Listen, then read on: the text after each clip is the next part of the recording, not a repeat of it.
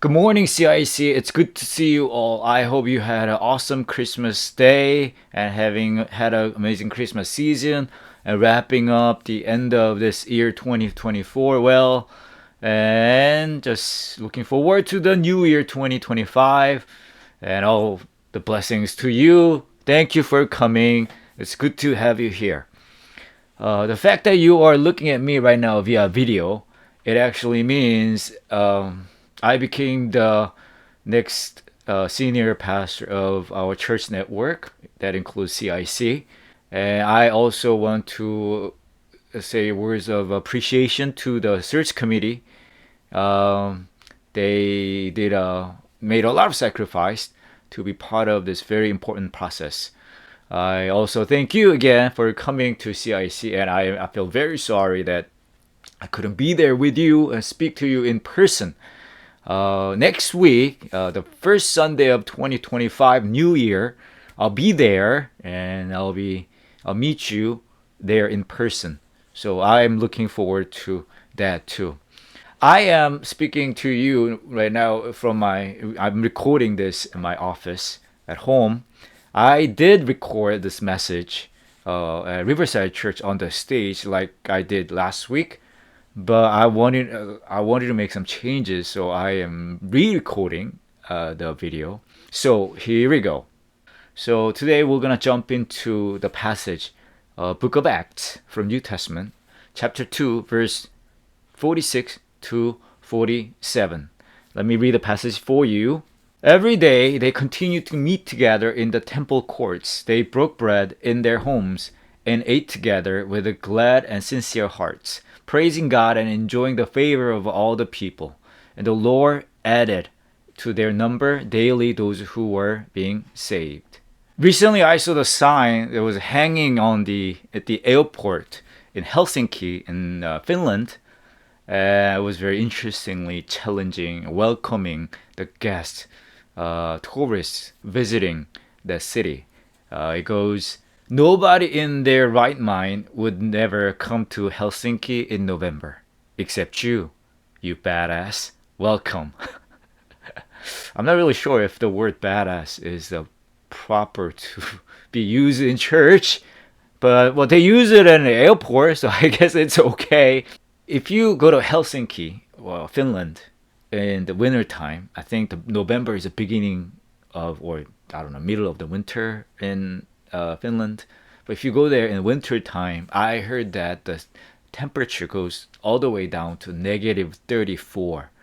Yeah, you feel like Korea is really cold, but in Finland it's way colder, and there's only 5 hours, 4 to 5 hours of sunlight during the day. So that's why the sign says usually not many people come visit us in the winter time, but you did it. And it's also saying, like, again, the badass. It's not really belittling you. It actually says, wow, you are something. You don't mind taking challenges, right? So embrace that heart, that brave heart to visit that city in that season. I feel like being a church, doing a church, can be like really difficult task too.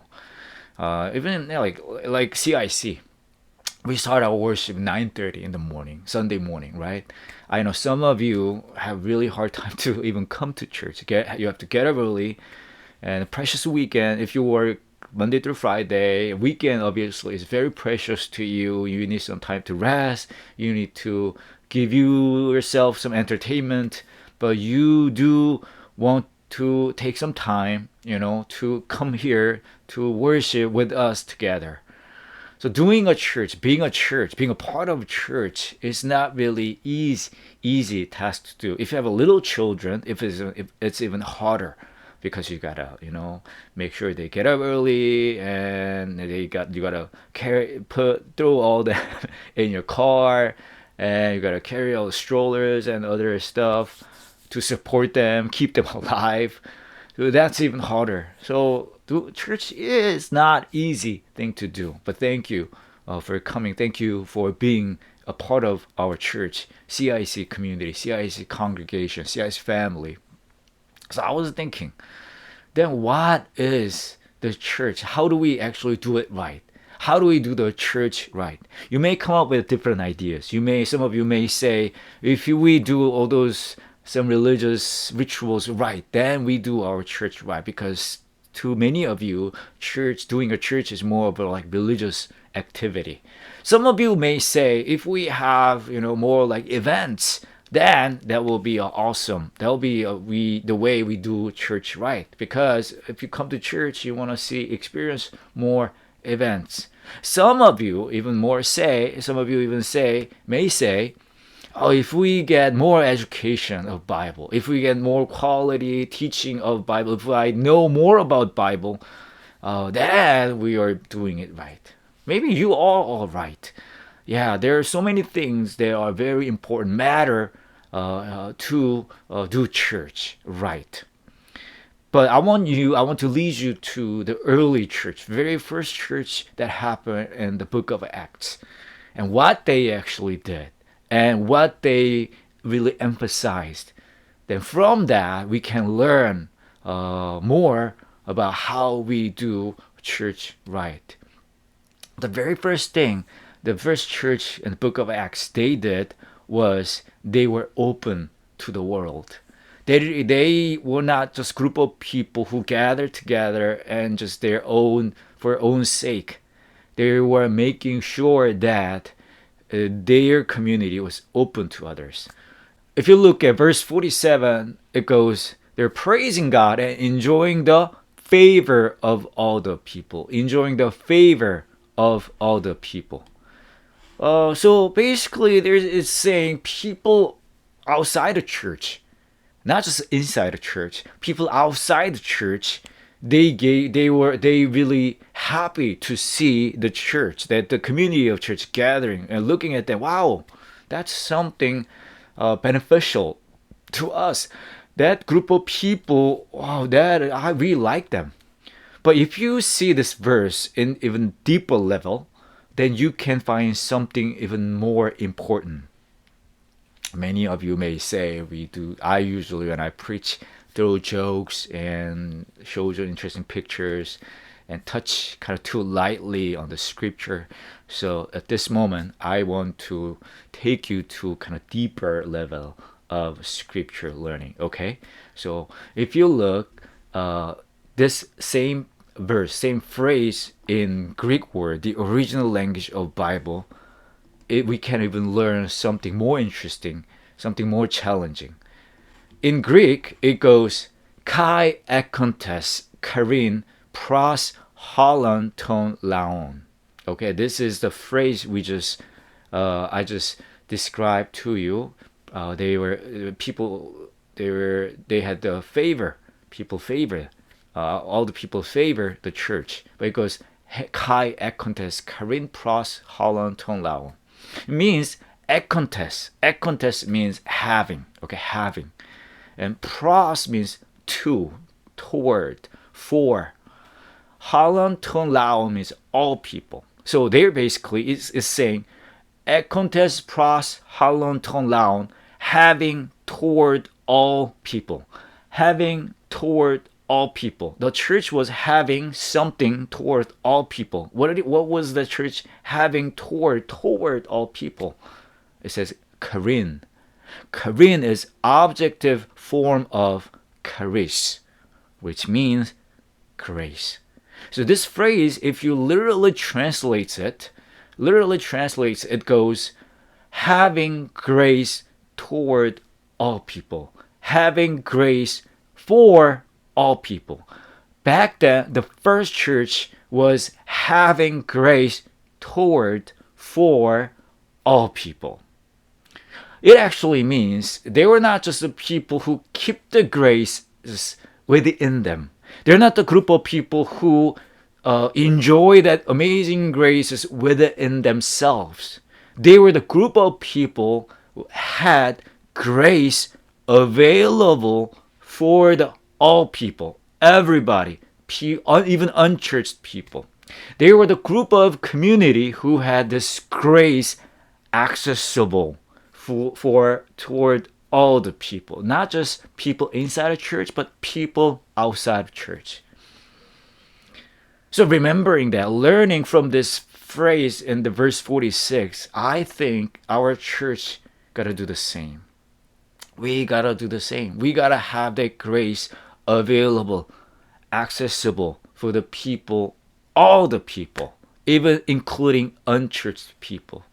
That's why even in our CIC, we try to do various things. Sometimes we show you, some interesting videos, some, funny pictures. We try to explain, describe the gospel to you within stories, some songs.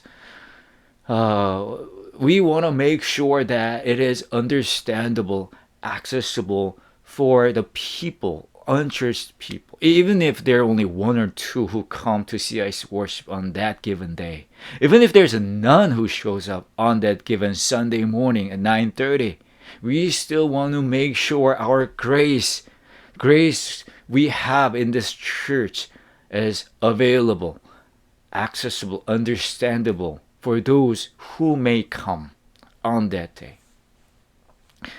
I've been this year, 2024. I've been in charge of one of our churches in Seoul and CIC with Pastor Larry, and I met some amazing people there and at our other churches in CIC too. So I'd like to share some stories with you. There's a lady named Bohyun, and she started coming to our church in Seoul, and I heard her story. I had a meal with her and her husband, and she told me a very interesting story, which is she was a nurse at this cancer center for 20 plus years. And when she was there serving patients, cancer patients, she did her best, obviously, as a professional nurse. But once in a while, she saw some people visiting patients from their churches. And not all the time, but very often when they visited, they try to have a little worship time with the patients. And very often, the volume of the sound level it went up. They're too loud, and it kind of bothered other patients who shared the room. So Bohyun, she was nurse who was in charge of all the cancer patients there, their comfort and their peace, all that. So she went there and asked gently, please, can you just quiet down a little bit? Other patients in this room may feel a little discomfort. And when she did that, she heard something like, no, we're worshiping. Why don't you just go away? Let us just leave us alone. We'll do this. This is very important to us. This is our very important, precious worship time. We can be a little loud and those kind of things. And she felt hurt. She was like, oh, how can they say that? Do they worship God? They're saying they worship God and they don't really care about other people's well-being. How can this even be possible? So she had the not good image of Christians or church people. And she started coming to our church. And this is what she told me. She said, the way you do your church, the way you struggle and try to communicate this grace with anybody who can visit this church, anybody who can show up on that day, anybody who doesn't have a church knowledge background, with that struggle, with your hard working, I think I feel that grace. I think I met God. I think finally I get to taste of it. And she was also sharing lately I've faced some different issues, some issues with my daughter, issues at work. And looking back, this is what she literally said. Looking back every moment of it, now I see that God was there. He provided, and He's led me throughout all the journey. And I see more. I still don't understand, but I see and taste more the unconditional grace of God. A couple Sundays ago, we had this. That was actually last Sunday. our Seoul church in Seoul, we went to this refugee camp in Seoul. There are some refugees from other countries who escaped their countries. They came to Korea, and there's a little center for those people. We went there, our church in Seoul, and we threw a Christmas party for them. And Bohyun went there with us, and she served together. Here's her photo. You see her? Yeah, she's so happy to be part of our church. That she really didn't like much. Now she's part of us, and she's serving this church with us. There's other lady named Daejeon. When she came to our church, this is what she's. I was trying to go to church, and every church that I attended, I wasn't. I felt very uncomfortable because the mood was too heavy. I felt like I was at the funeral. So I asked, so how is it now? Since you started coming to our church, I really like it. I feel like you guys are happy. We're having a party every Sunday. I really enjoy it. I think she's tasted that grace because we try really hard to make it available and accessible for anybody. So she got baptized, and she become a part of our church family. Here's her video getting baptized. 형님 어떻게 오시게 되셨어요? 저는 남편이 나가보자 해서 왔어요. 와보시니까 어떠세요? 교회 같지가 않아서 너무 좋았어요. 어. 네. 사실 좀 방황했거든요. 은퇴해 주기가. 아. 너무 힘들었어요. 아. 약간 장례식장 가 있는 거기도 하고 아. 들어가서 여기는 분위기가? 되게 즐겁고 기쁘고. 아. 네. 너무 좋았어요. 박대영님이십니다. 여러분 박수 부탁드립니다. 자, 우리 박대영님께 묻겠습니다. 우리 박대영님은 하나님께서 박대영님을 너무 많이 사랑하셔서 하나뿐인 아들을 보내는 것을 마다하지 않으시고 그 아들이 고통당하고 수치당하고 그리고 십자가에서 죽어가는 것을 마다하지 않으시고 그 아들이 우리 박대영님의 구원자가 되시고 주권자가 되신다는 것을 믿으시나요? 그렇다면 그 믿음의 근거에서 박대영님에게 성부와 성자와 성령의 이름으로 침례를 드리겠습니다. 갑니다.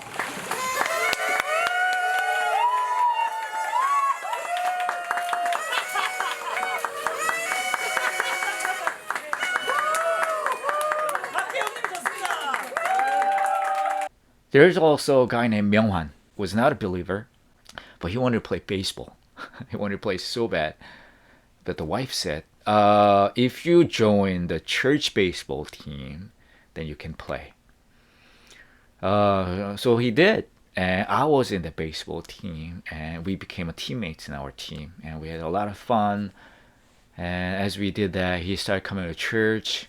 This is what he said, he loves the way how we approach the message of gospel, power of grace, and share that with the people who live in the ordinary world, not in a religious way, but every day like routine way. So last summer, he got baptized, and here's the video. 자, 여러분 최명환님이십니다.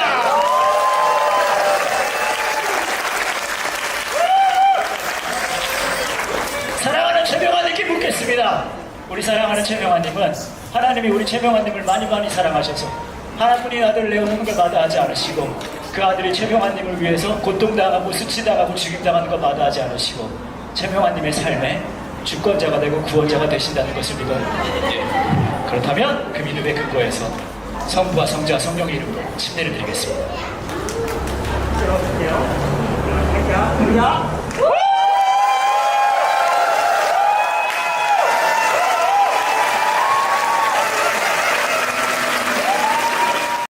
I also want our church of CIC to be church to be with each other. If you look at today's passage, it actually says they gather together, break the bread together, they worship together, they share their hearts together with each other. CIC is a highly transitional church.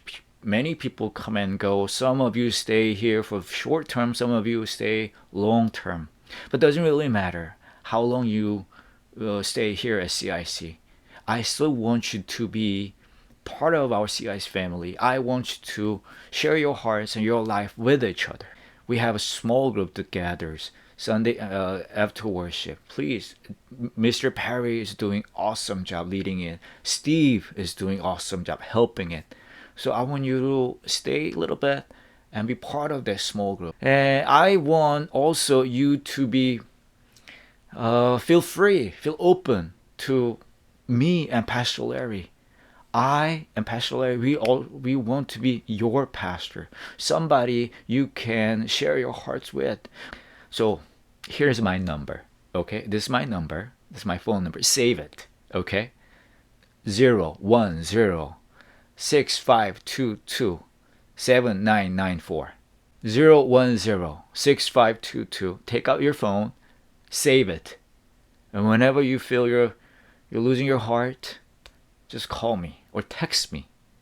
I cannot guarantee that I will answer like at that moment, but I guarantee that I will call you if I can pick it up at that moment. And I want to hear your story, and I want to comfort you. I want to pray for you. Okay, so here's my number. Save it. I want to be your pastor. Many of you know that Stella and Kevin, they got married. Hey, Stella and Kevin. Kevin actually wasn't really that interested in going to church for a long time, but he met Stella, a beautiful girl, obviously, and Kevin fell in love with her right away.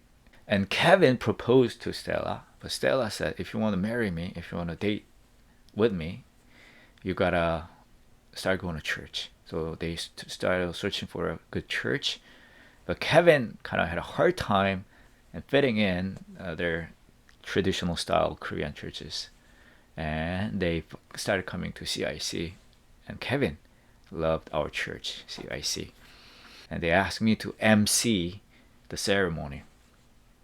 And then later they asked me to sing for their wedding. And here's the video.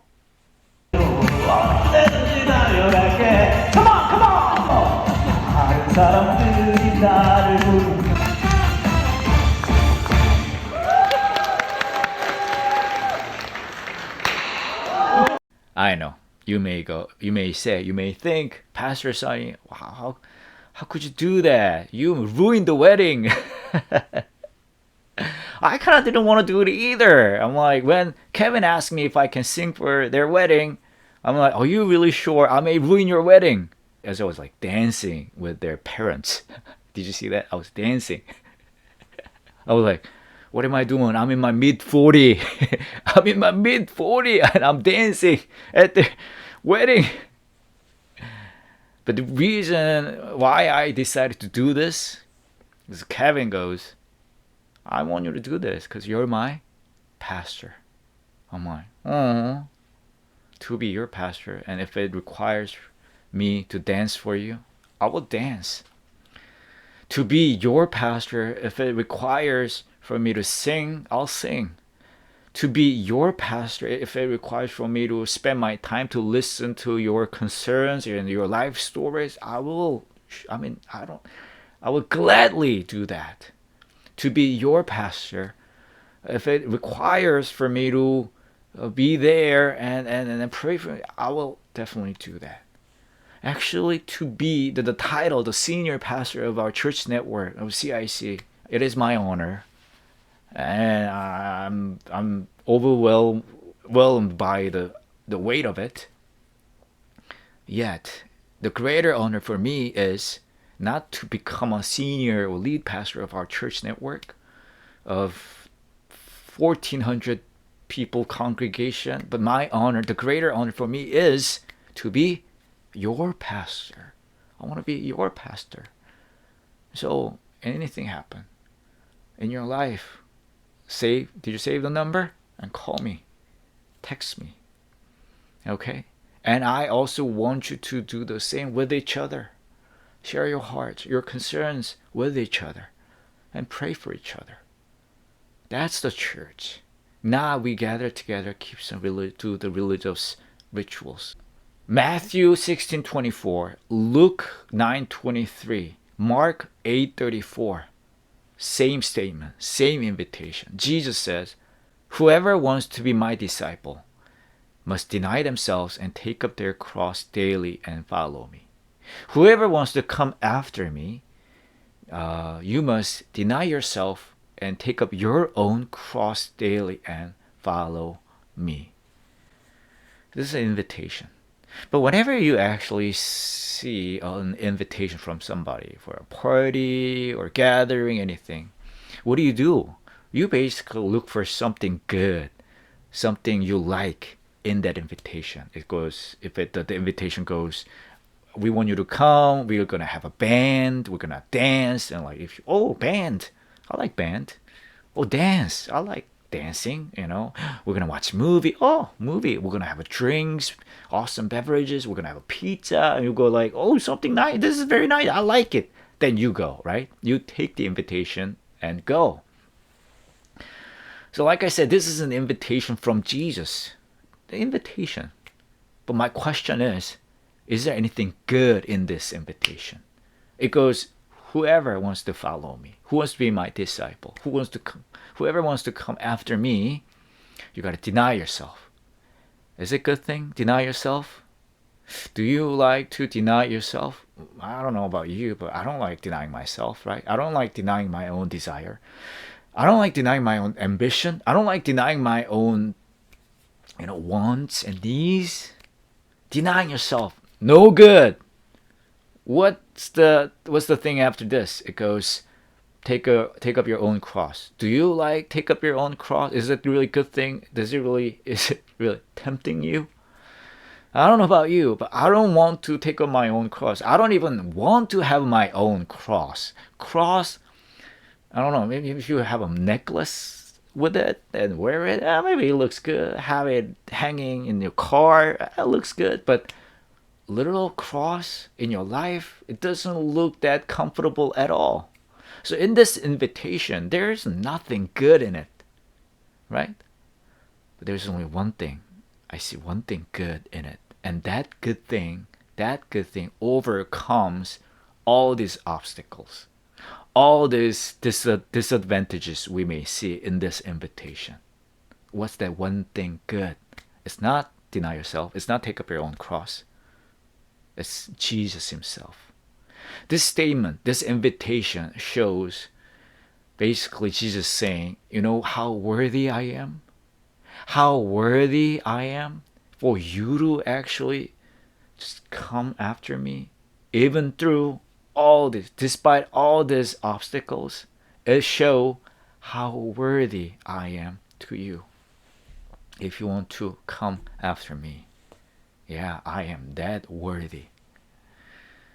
So I want our church CIC to be church with the cross, with Christ, obviously. That's what church is actually all about. We want to be church that with the world, open to the world, accessible to the world, available to the world. We want this church to be the church with each other, pouring out, sharing hearts with each other, grow together spiritually, and comfort each other, walk with each other. But above all, in the deepest, the most importantly, this church got to be church with Christ. Church with Christ. So as I wrap up today's message, I'd like to invite you to the Lord's table. Because this is something Jesus asked us to do as a church. Not like Jesus didn't say, I want you to sing those religious songs for me every time you get. He didn't say that.